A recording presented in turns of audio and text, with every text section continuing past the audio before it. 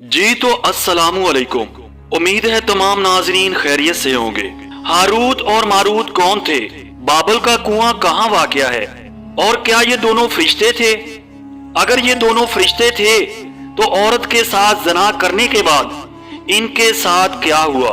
दीनी और तारीखी किताबों के मुताबिक कुरान मजीद के अलावा यहूदी, अरमनी और ओस्ताई किताबों में भी हारूत और मारूत का तज़किरा आया है। हारूत और मारूत के बारे में बहुत सारे किस्से, कहानियां बयान की गई हैं। आज हम आपको इस वीडियो में हारूत और मारूत की असल हकायक के साथ सारी मालूमात देंगे। हारूत और मारूत के बारे में एक मशहूर वाक़या यूं भी बयान किया जाता है। हजरत अदरीस अलैहिस्सलाम के ज़माने में एक मर्तबा आसमान और जमीन के दरमियान में से पर्दों को हटा दिया गया तो फरिश्तों ने जमीन पर आबाद इंसानों को देखकर ताज्जुब किया और बोले, या रब्बुल आलमीन, हम तो गुनाह के करीब तक नहीं जाते, जबकि ये बनी आदम तो गुनाहों में इतने मुब्तला हैं। अगर हम इनकी जगह होते तो कभी तेरी नाफरमानी ना करते। अल्लाह तबारक व तआला ने अरशाद फरमाया, इंसानों को गुस्सा और शहवत दी गई है, अगर ये चीजें तुम्हें दे दी जाएं तो तुम भी इसी तरह गुनाह में मुलव्वस हो जाओगे। लेकिन फरिश्तों ने कहा, हम ऐसा हरगिज ना करेंगे। लिहाजा अल्लाह के हुक्म से फरिश्तों ने अपनी जमात में से 10 ऐसे फरिश्ते मुंतखब किए जो बहुत ज्यादा इल्म और फरिश्तों में बुलंद मर्तबे मकाम वाले थे। मगर 10 फरिश्तों में से भी अल्लाह की मसलत और इल्म से आजिज होकर 2 फरिश्तों ने ये जिद कर ली कि हम तो जरूर साबित करेंगे कि हम अल्लाह के हुक्म की बनी आदम से ज्यादा पासबानी करने वाले हैं। हारूत और मारूत अपनी जमात में से बहुत ज्यादा अक्लमंद और अल्लाह का खौफ रखने वाले फरिश्ते थे।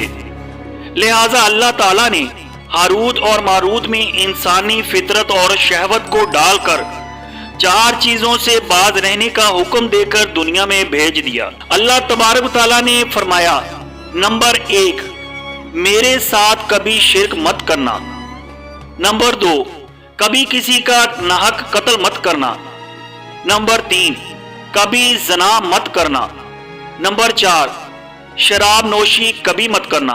अल्लाह ताला ने इन्हें शहर बाबल में 2 खूबसूरत इंसान बनाकर भेजा और ये काजी का काम सरअंजाम देने लगे। यहाँ वो लोगों के दरमियान फैसले किया करते थे। एक दिन इनके पास एक औरत अपना मुकदमा लेकर आई और कहा कि इसका शौहर इसे बहुत परेशान करता है। हारूत और मारूत ने जब इस औरत को देखा तो वो इसकी खूबसूरती और हुस्न से मरऊब हो गए और इस पर आशिक हो गए। उन्होंने इस औरत से ज़िना की ख्वाहिश की तो औरत ने कहा, मैं तुम्हारी ये ख्वाहिश तब पूरी करूंगी जब तुम इन तीनों कामों में से एक काम जरूर करोगे, या तो तुम मेरे लिए शराब पियो, या मेरे खामद को कत्ल कर डालो, या मेरे बुत की पूजा करो। हारूत और मारूत ने इन तीनों कामों में से शराब नोशी को छोटा गुनाह समझकर पी लिया और नशे की मस्ती में उन्होंने ज़ना किया। और ये बात इस औरत के शौहर को जब पता चली तो वो इनसे लड़ने के लिए आया। तो हारूत और मारूत ने इसे बदनामी और जिल्लत के डर से मार डाला।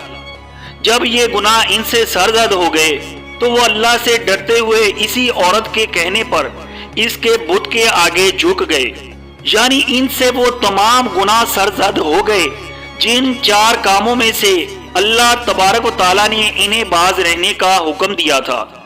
ये देखकर आसमानी तमाम फरिश्ते अल्लाह के आगे झुक गए और पुकार उठे, ऐ अल्लाह, बेशक तू पाक है और बेहतर इल्म रखने वाला है।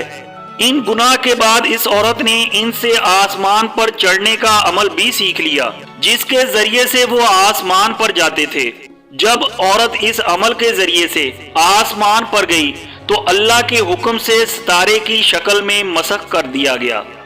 चूंकि इस औरत का नाम जोहरा था, इसलिए ये सियारा जोहरा कहलाया, जिसे आज वीनस कहते। इस गुनाह की वजह से हारूत और मारूत खुद इसमें आजम भूल गए, जिसे पढ़कर वो आसमान पर जाते थे और बतौर सदा इन्हें बाबल के एक कुएं में उल्टा लटका दिया गया, जहां वो ता क़यामत यूं ही कैद रहेंगे।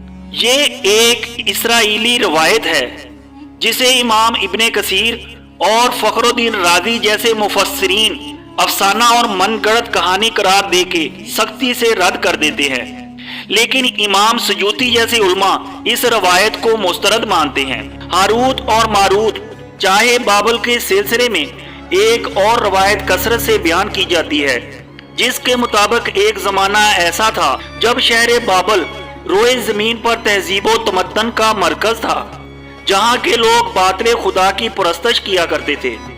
یہ لوگ اپنی قسمت ان سے وابستہ سمجھتے تھے، اس لیے علم و نجوم اور علم فلکیات میں ماہر تھے۔ ان کے بت قدوں میں بھی ستاروں کی پوجا کی جاتی تھی۔ یہ لوگ جادو، تنتر منتر اور سفلی کو بہت اہمیت دیتے تھے اور اس علم کے ذریعے سے معاشرے میں خوب فساد پھیلاتے تھے۔ یہ لوگ طلسم، جادو اور تنتر منتر میں بہت آگے بڑھ گئے تھے اور ان میں بہت بڑے بڑے جادوگر موجود تھے۔ ان کی تاریخی کتابوں میں جگہ جگہ جادو اور تنتر منتر ہی نظر آتا ہے۔ ان کا جادو دور دور تک مشہور تھا۔ مختصر یہ کہ اس شہر کا باشندہ ہونا ہی جادوگر ہونے کی علامت تھا۔ جب حضرت سلیمان علیہ السلام کی حکومت آئی تو آپ نے لوگوں کو اس شرکیہ عمل سے روکا اور ان کے سحر اور جادو کی کتابوں کو جمع کر کے اپنی عظیم کرسی کے نیچے دفن کر دیا تاکہ اس فتنہ انگیز علم کا جڑ سے خاتمہ ہو جائے۔ جب حضرت سلیمان علیہ السلام کی وفات ہوئی تو شیطان نے ان کتابوں کو دوبارہ کھود کر نکالا اور لوگوں سے کہا کہ سلیمان پیغمبر نہیں تھا بلکہ ان کتابوں کے ذریعے حکومت کیا کرتا تھا، لہذا ہوا میں اڑنا اور جنات پر قابو اور حضرت سلیمان علیہ السلام کے غیر معمولی معجزات دراصل جادو اور سفلی کا عمل تھا۔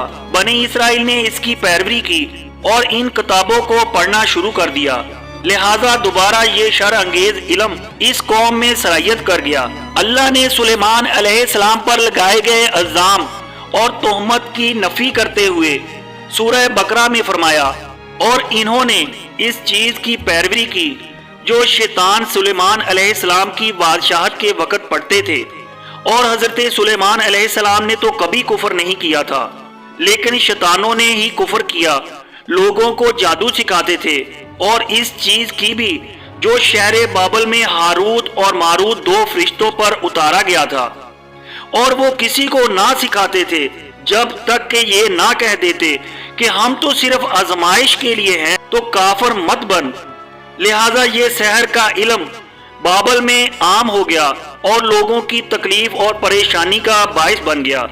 تو اللہ نے دو فرشتوں کو انسانی شکل میں معمور کر کے زمین پر بھیج دیا تاکہ وہ جادو کے عوامل اور اسے باطل کرنے کا طریقہ لوگوں کو سکھائیں کہ وہ جادوگروں کے فساد سے محفوظ رہ سکیں۔ لیکن یہ تعلیمات غلط مقصد کے لیے بھی استعمال ہو سکتی تھیں، حالانکہ وہ فرشتے لوگوں کو تنبیہ کرتے تھے اور ان کے لیے صراحتاً کہتے تھے کہ یہ تمہارے لیے ایک طرح سے آزمائش ہے، لیکن پھر بھی وہ لوگ ایسے کاموں میں پڑ گئے جو انسانوں کے لیے ضرر اور نقصان کا باعث تھا۔ بعض عربی داستانوں میں اس کنویں کا ذکر بھی ملتا ہے جہاں کئی بار لوگ پہنچے اور ہاروت اور ماروت سے ملاقات کی اور جادو کا علم بھی سیکھا، جبکہ بعض مورخین کا کہنا ہے کہ عراق کے شہر حلہ کے قریب کھنڈر میں جو موجود ایک قدیم کنواں ہے جہاں سے بابل کی سرحد شروع ہوتی تھی، یہ اس کنویں کو ہی